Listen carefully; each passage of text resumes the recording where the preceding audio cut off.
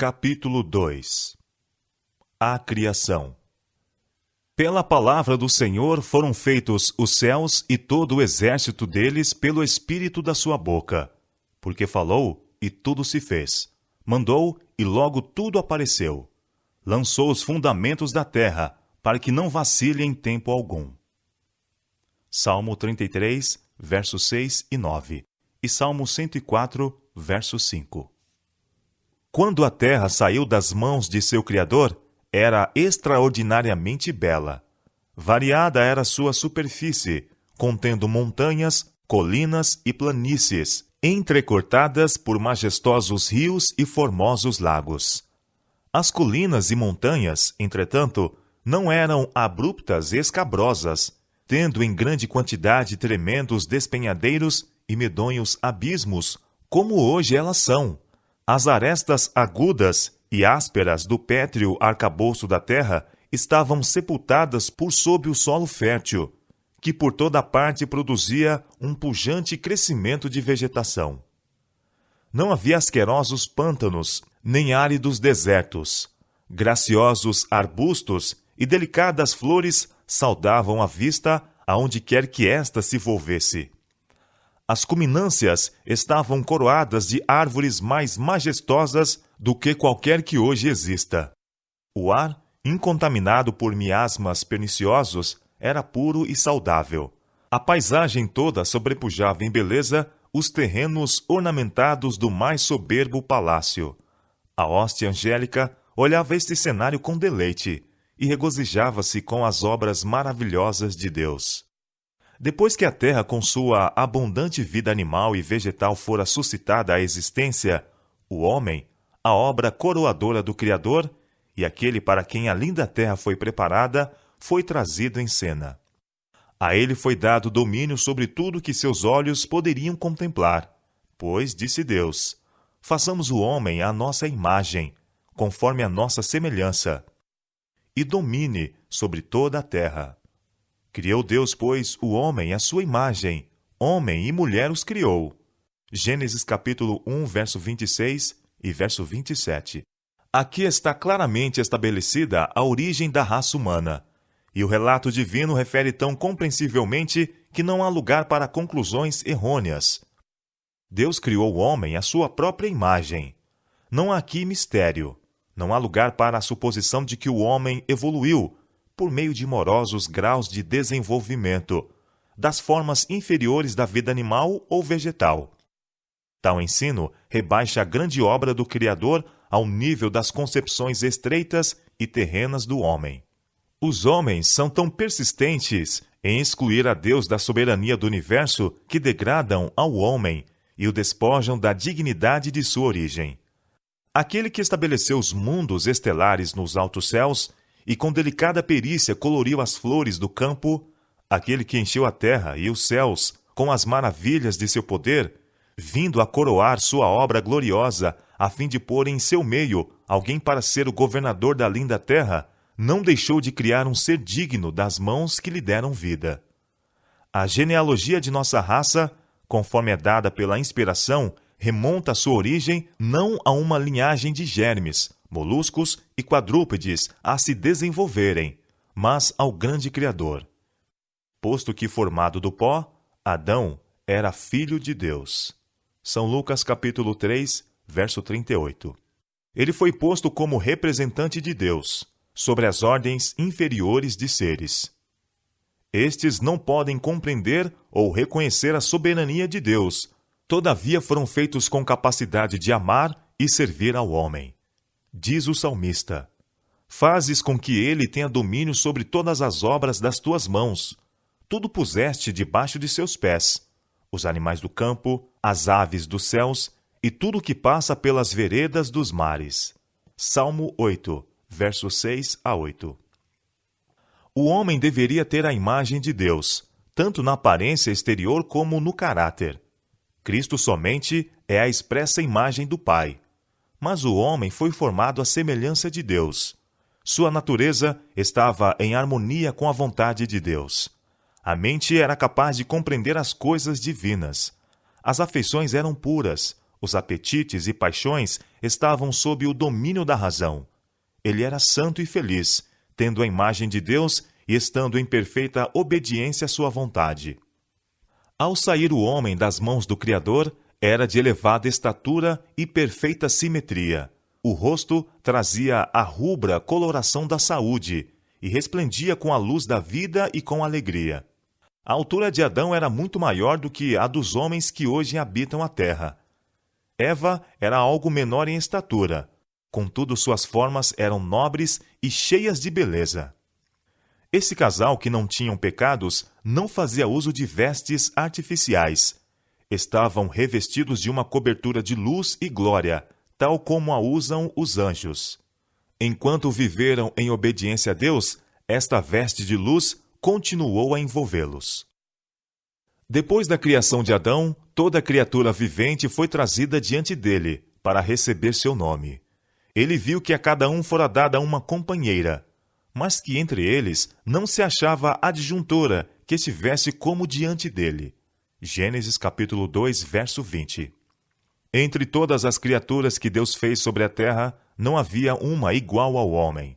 E disse Deus: não é bom que o homem esteja só. Far-lhe-ei uma adjuntora, que esteja como diante dele. O homem não foi feito para habitar na solidão. Ele deveria ser um ente social. Sem companhia, as belas cenas e deleitosas ocupações do Éden teriam deixado de proporcionar perfeita felicidade. Mesmo a comunhão com os anjos não poderia satisfazer seu desejo de simpatia e companhia. Ninguém havia da mesma natureza para amar e ser amado.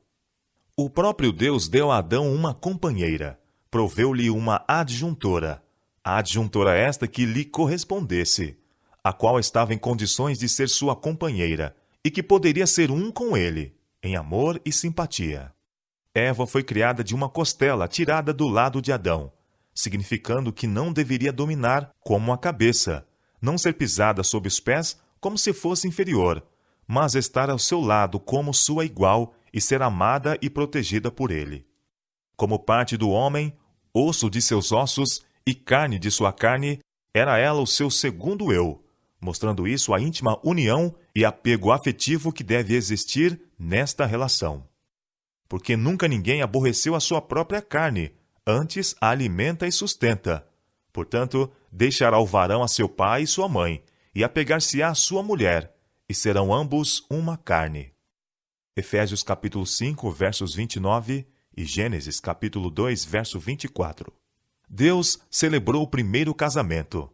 Assim, esta instituição tem como seu originador o Criador do universo. Venerado seja o matrimônio. Foi esta uma das primeiras dádivas de Deus ao homem, e é uma das duas instituições que, depois da queda, Adão trouxe consigo de além das portas do paraíso. Quando os princípios divinos são reconhecidos e obedecidos nesta relação, o casamento é uma bênção. Preserva a pureza e felicidade do gênero humano, provê as necessidades sociais do homem, eleva a natureza física, intelectual e moral. E plantou o Senhor Deus um jardim no Éden, da banda do Oriente, e pôs ali o homem que tinha formado. Gênesis capítulo 2, verso 8. Tudo que Deus havia feito era a perfeição da beleza, e nada parecia faltar do que pudesse contribuir para a felicidade do santo par. Deu-lhes, contudo, o Criador ainda outra demonstração de seu amor, preparando um jardim especialmente para o seu lar. Neste jardim havia árvores de toda variedade, muitas das quais carregadas de odorantes e deliciosos frutos. Havia lindas trepadeiras, que cresciam eretas, apresentando, todavia, graciosíssimo aspecto, com seus ramos pendendo sob a carga de tentadores frutos dos mais belos e variados matizes. Era o trabalho de Adão e Eva amoldar os ramos da trepadeira de maneira a formar caramanchés, fazendo assim, para si, com as árvores vivas, moradas cobertas com folhagem e frutos. Havia fragrantes flores de toda cor, em grande profusão. No meio do jardim estava a árvore da vida, sobrepujando em glória a todas as outras árvores. Seu fruto assemelhava-se a maçãs de ouro e prata, e tinha a propriedade de perpetuar a vida. A criação estava agora completa. Os céus e a terra e todo o seu exército foram acabados. E viu Deus tudo quanto tinha feito, e eis que era muito bom. Gênesis capítulo 2, verso 1 e Gênesis capítulo 1, verso 31. O Éden florescia sobre a terra. Adão e Eva tinham um franco acesso à árvore da vida. Nenhuma mancha de pecado ou sombra de morte deslustrava a formosa criação. As estrelas da alva juntas alegremente cantavam, e todos os filhos de Deus rejubilavam. Jó, capítulo 38, verso 7. O grande Jeová lançara os fundamentos da terra, ornamentara o mundo inteiro nas galas da beleza, e enchera-o de coisas úteis ao homem. Criara todas as maravilhas da terra e do mar. Em 6 dias, a grande obra da criação se cumprira, e Deus descansou no 7º dia de toda a sua obra que tinha feito. E abençoou Deus o dia 7º, e o santificou, porque nele descansou de toda a sua obra que Deus criara e fizera. Gênesis capítulo 2, versos 2 e 3. Deus olhou com satisfação para a obra de suas mãos. Tudo era perfeito, digno de seu autor divino. E ele descansou, não como alguém que estivesse cansado, mas satisfeitos com os frutos de sua sabedoria e bondade, e com as manifestações de sua glória. Depois de repousar no 7º dia, Deus o santificou, ou pô-lo à parte como dia de repouso para o homem. Seguindo o exemplo do Criador, deveria o homem repousar neste santo dia, a fim de que, ao olhar para o céu e para a terra, pudesse refletir na grande obra da criação de Deus, e para que, contemplando as provas da sabedoria e bondade de Deus, pudesse seu coração encher-se de amor e reverência para com o Criador. No Éden, Deus estabeleceu o memorial de sua obra da criação, depondo a sua bênção sobre o 7º dia. O sábado foi confiado a Adão, pai e representante de toda a família humana. Sua observância deveria ser um ato de grato reconhecimento por parte de todos os que morassem sobre a terra, de que Deus era seu Criador e legítimo soberano, de que eles eram a obra de suas mãos e súditos de sua autoridade. Assim, a instituição era inteiramente comemorativa e foi dada a toda a humanidade. Nada havia nela prefigurativo ou de aplicação restrita a qualquer povo. Deus viu que um repouso era essencial para o homem, mesmo no paraíso. Ele necessitava pôr de lado seus próprios interesses e ocupações durante um dia dos 7, para que pudesse de maneira mais ampla contemplar as obras de Deus e meditar em seu poder e bondade. Necessitava de um sábado para de maneira mais vívida o fazer lembrar de Deus e para despertar-lhe gratidão, visto que tudo quanto gozava e possuía viera das benignas mãos do Criador. Era o desígnio de Deus que o sábado encaminhasse a mente dos homens à contemplação de suas obras criadas. A natureza fala aos sentidos, declarando que há um Deus vivo, Criador e supremo governador de tudo. Os céus manifestam a glória de Deus e o firmamento anuncia a obra das suas mãos. Um dia faz declaração a outro dia, e uma noite mostra sabedoria a outra noite. Salmo capítulo 19, versos 1 e 2. A beleza que reveste a terra é um sinal do amor de Deus. Podemos vê-lo nas colinas eternas, nas árvores altaneiras, no botão que se entreabre e nas delicadas flores. Tudo nos fala de Deus. O sábado, apontando sempre para aquele que tudo fez, ordena aos homens abrirem o grande livro da natureza e rastrear ali a sabedoria, o poder e o amor do Criador. Nossos primeiros pais, se bem que criados inocentes e santos, não foram colocados fora da possibilidade de praticar o mal. Deus os fez como entidades morais livres, capazes de apreciar a sabedoria e benignidade de seu caráter, e a justiça de suas ordens, e com ampla liberdade de prestar obediência ou recusá-la. Deviam gozar comunhão com Deus e com santos anjos. Antes, porém, que pudessem tornar-se eternamente livres de perigo, devia ser provada sua fidelidade. No início mesmo da existência do homem, um empecilho fora posto ao desejo de satisfação própria, paixão fatal que jaz à base da queda de Satanás. A árvore da ciência, que se achava próxima à árvore da vida, no meio do jardim, devia ser uma prova da obediência, fé e amor de nossos primeiros pais. Ao mesmo tempo em que se lhes permitia comer livremente de todas as outras árvores, era-lhes proibido provar desta, sob pena de morte. Deviam também estar expostos às tentações de Satanás, mas, se resistirem à prova, seriam finalmente colocados fora de seu poder, para gozarem o favor perpétuo de Deus. Deus pôs o homem sob a lei, como condição indispensável de sua própria existência. Ele era um súdito do governo divino, e não pode haver governo sem lei. Deus poderia ter criado o homem sem a faculdade de transgredir a sua lei. Poderia ter privado a mão de Adão de tocar no fruto proibido. Nesse caso, porém, o homem não teria sido, não uma entidade moral livre, mas um simples autômato. Sem liberdade de opção, sua obediência não teria sido voluntária, mas forçada. Não poderia haver desenvolvimento de caráter. Tal maneira de agir seria contrária ao plano de Deus ao tratar ele com os habitantes de outros mundos. Seria indigna do homem como um ser inteligente e teria apoiado a acusação feita por Satanás de governo arbitrário por parte de Deus. Deus fez o homem reto, deu-lhe nobres traços de caráter, sem nenhum pendor para o mal, dotou-o de altas capacidades intelectuais e apresentou-lhe os mais fortes incentivos possíveis para que fosse fiel a seu dever. A obediência perfeita e perpétua era a condição para a felicidade eterna. Sob esta condição, teria ele acesso à árvore da vida. O lar de nossos primeiros pais devia ser um modelo para outros lares, ao saírem seus filhos para ocuparem a terra.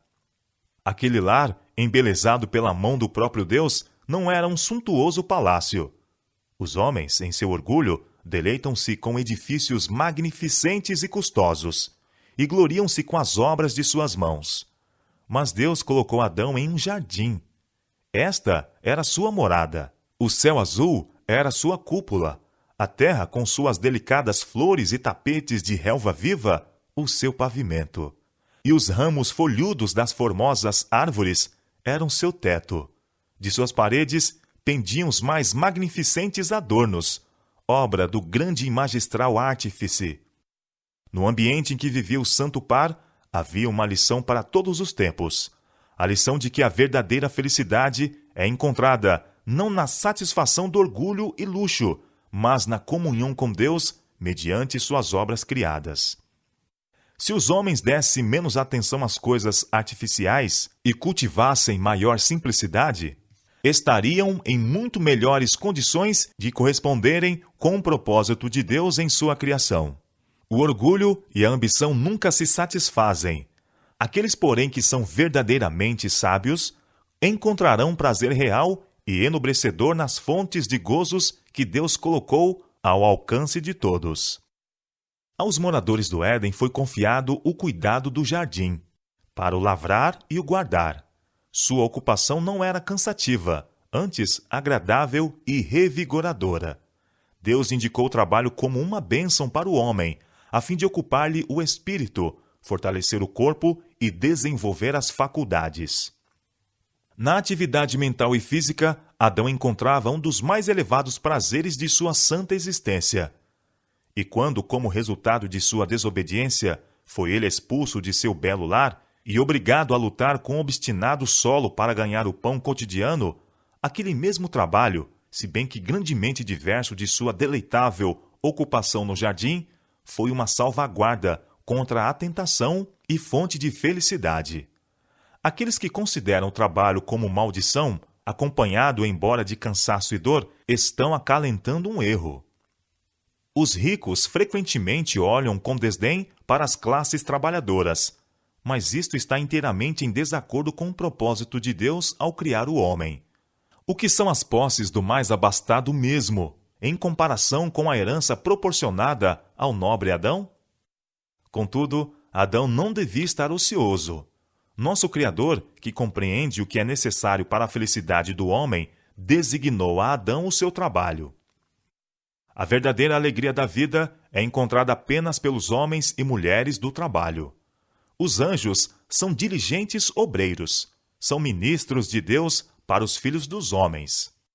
O Criador não preparou lugar algum para a prática estagnante da indolência. Enquanto permanecessem fiéis a Deus, Adão e sua companheira deveriam exercer governo sobre a terra. Deu-se-lhes domínio ilimitado sobre toda a coisa vivente. O leão e o cordeiro brincavam pacientemente em redor deles, ou deitavam-se-lhes aos pés. Os ditosos pássaros esvoaçavam ao seu redor sem temor. E ao acenderem seus alegres cantos em louvor ao Criador, Adão e Eva uniam-se a eles em ações de graças ao Pai e ao Filho. O Santo Par não era apenas filhos sob o cuidado paternal de Deus, mas estudantes a receberem instrução do Criador toda sabedoria. Eram visitados pelos anjos e concedia-se-lhes comunhão com seu Criador sem nenhum véu obscurecedor de permeio. Estavam cheios do vigor comunicado pela árvore da vida, e sua capacidade intelectual era apenas pouco menor do que a dos anjos.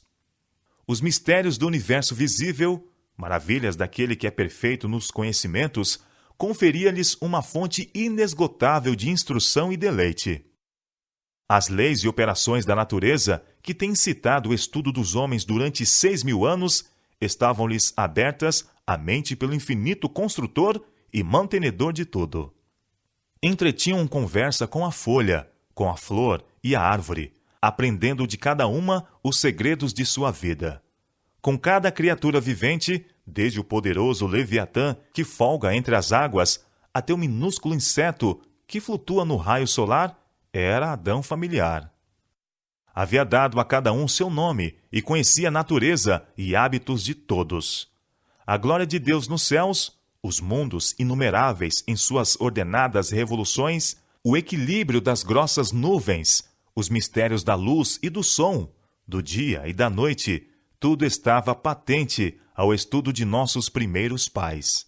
Em cada folha na floresta, ou pedra nas montanhas, em cada estrela brilhante, na terra, no ar e no céu, estava escrito o nome de Deus. A ordem e a harmonia da criação falavam-lhes de sabedoria e poder infinitos. Estavam sempre a descobrir alguma atração que lhes enchia o coração de mais profundo amor e provocava novas expressões de gratidão. Enquanto permanecessem fiéis à lei divina, sua capacidade para saber, gozar e amar aumentaria continuamente. Estariam constantemente a adquirir novos tesouros de saber, a descobrir novas fontes de felicidade e a obter concepções cada vez mais claras do incomensurável, infalível amor de Deus.